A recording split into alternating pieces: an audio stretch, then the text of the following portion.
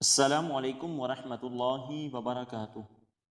حضرت ابن عباس رضی اللہ تعالیٰ عنہما سے روایت ہے، وہ فرماتے ہیں کہ رسول اللہ صلی اللہ علیہ وسلم نے حضرت معاذ رضی اللہ تعالیٰ عنہ کو یمن بھیجا تو فرمایا، تم اہل کتاب کے پاس جا رہے ہو، انہیں اس گواہی دینے کی طرف سے دعوت دینا کہ اللہ تعالیٰ کے سوا کوئی معبود برحق نہیں، اور بے شک محمد صلی اللہ علیہ وسلم اللہ تعالیٰ کے رسول ہیں۔ اگر وہ اس میں تمہاری اطاعت کر لیں تو انہیں بتاؤ کہ اللہ تعالیٰ نے دن رات میں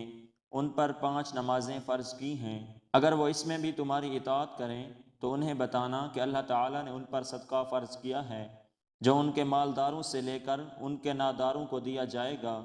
اگر وہ تمہاری یہ بات بھی مان لیں تو پھر ان کے اچھے اچھے مال لینے سے اجتناب کرنا اور مظلوم کی بد دعا سے بچنا،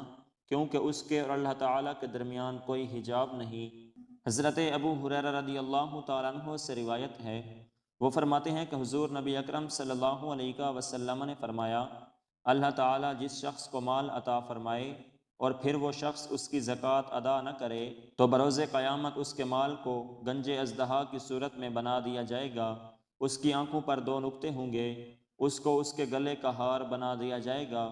پھر وہ اسے جبڑوں سے پکڑ کر کہے گا، میں تیرا مال ہوں، میں تیرا خزانہ ہوں۔ پھر آپ نے یہ آیت تلاوت فرمائی، وَلَا يَحْسَبَنَّ الَّذِينَ يَبْخَلُونَ بِمَا آتَاهُمُ اللَّهُ مِنْ فَضْلِهِ۔ ترجمہ: جو لوگ بخل کرتے ہیں وہ یہ خیال نہ کریں۔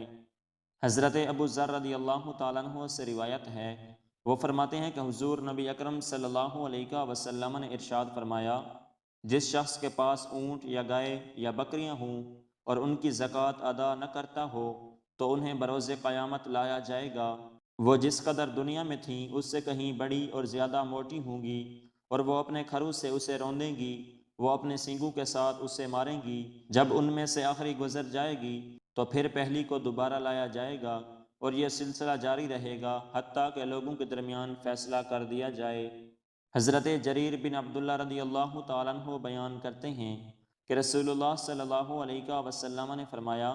جب کوئی صدقہ وصول کرنے والا تمہارے پاس آئے تو جب وہ تم سے واپس جائے تو اسے تم سے راضی ہونا چاہیے،